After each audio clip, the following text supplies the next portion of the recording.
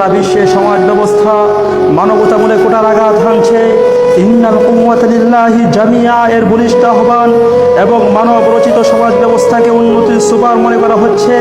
ঠিক এহেন মুহূর্তে বিশ্ব শান্তি প্রতিষ্ঠায় মহানবী সাল্লাল্লাহু আলাইহি ওয়াসাল্লামের ভূমিকা আলোচনা করা বাস্তবিক পক্ষে সময়ের দাবিদার।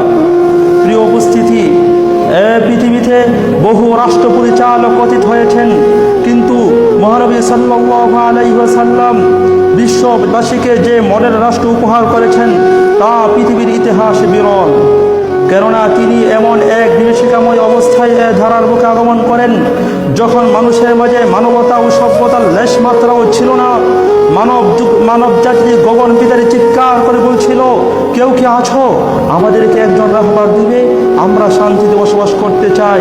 কেউ কি আছো, আমাদেরকে একজন কান্ডারি দিবে, আমরা শান্তিতে বসবাস করতে চাই। ঠিক এহেন মুহূর্তে শান্তির সওগাত ও শান্তির চূড়ান্ত পতন ঘটিয়ে ধারার বুকে আগমন করেন মহানবী মুহাম্মদ আরবি সাল্লাল্লাহু আলাইহি ওয়াসাল্লাম। তাই তো দেখা যায় হাঁটি হাঁটি পা পা করে শৈশব কৈশোর পেরিয়ে নবযৌবনে পদার্পণ করে যখন দেখতে পান সমাজের মাঝে অন্যায় অবিচার জুলুম নির্যাতন আরবের লোকগুলোকে প্রায় মানুষ রূপে পশুতে পরিণত করেছে, তখন মহানবী মুহাম্মদ আরবি সাল্লাল্লাহু আলাইহি ওয়াসাল্লাম মাত্র 14 বছর বয়সেই হেলফুল ফুজুল নামক সেবামূলক সংগঠনে অংশগ্রহণ করেন। শুধু তাই নয়, মহানবী সাল্লাল্লাহু আলাইহি ওয়াসাল্লামের বয়স যখন 35-এর কোটায়, তখন আরব গোত্রের মধ্যে হজর আসওয়াদ স্থাপন নিয়ে এক রক্তক্ষয়ী যুদ্ধের সূত্রপাত হওয়ার উপক্রম হয়ে পড়েছিল। মহানবী সাল্লাল্লাহু আলাইহি ওয়াসাল্লাম সেই যুদ্ধকে পরিসমাপ্তি দিয়ে সর্বময় শান্তির সুবাতাস ছড়িয়ে দিয়েছিলেন।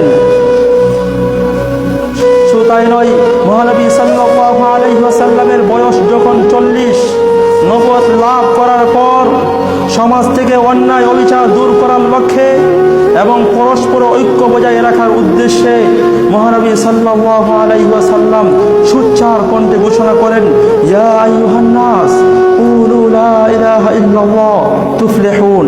ও মানুষ, বলো লা ইলাহা